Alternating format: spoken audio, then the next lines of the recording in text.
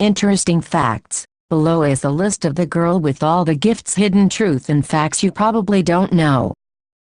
Some of the aerial footage was shot by a second unit in the ghost town of Pripyat, near Chernobyl, in the Ukraine. Director Carl McCarthy. I was very interested in post-apocalyptic imagery and urban exploration. We wanted to surprise people rather than have people coming in expecting a studio-level film. We sent a micro-drone unit to Pripyat, Chernobyl to shoot helicopter footage with Pripyat doubling for urban London, 2016.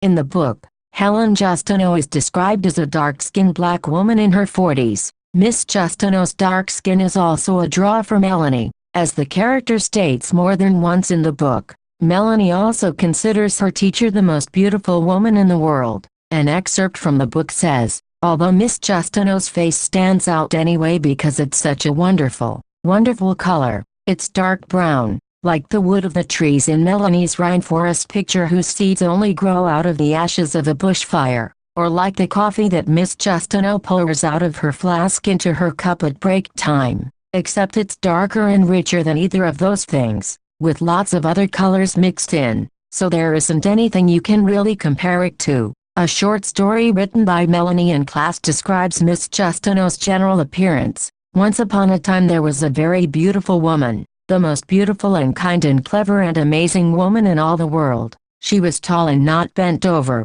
with skin so dark she was like her own shadow, and long black hair that curled around so much it made you dizzy to look at her. Gemma Arterton, who is white, was cast for the role. She was in her late 20s when the film was shot.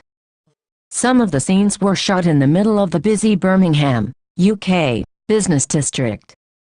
Glenn Close's sister-in-law, Deb Close, is a massive fan of zombie films, having always wanted to be in one, and has a small role as one of the hungries in the scene where the group has to work their way through a crowd of them. She is the one wearing a blue knit, with green facial fungus and blood around the mouth and neck, that Glenn stares at as her character walks past. Deb flew to the UK especially for the part, and the first thing Glenn did after accepting her role was call to let Deb know she was in a zombie film.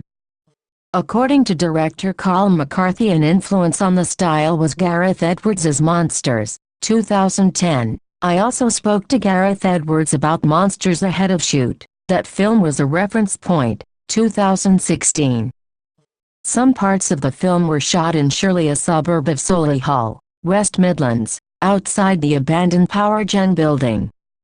Filming for the movie was also shot at RAF Upper Heyford in Oxfordshire. In the book the actual location is an RAF base in Bedfordshire. To make these scenes more authentic to the book, an actual real family from the book location was cast to play a family of infected hungries. Actors and special action artists Pete Buzzsaw Holland, Tina Holland and their son Zach Holland were cast to work side by side with the stunt team in scenes along with the main cast. Over the duration of the location shoot, the Hollands became affectionately referred to as the Hungry Family by their fellow supporting artists, and it has now become a title that has stuck and the Hungry Family are proud to be known by. Senia Nanua's feature film debut.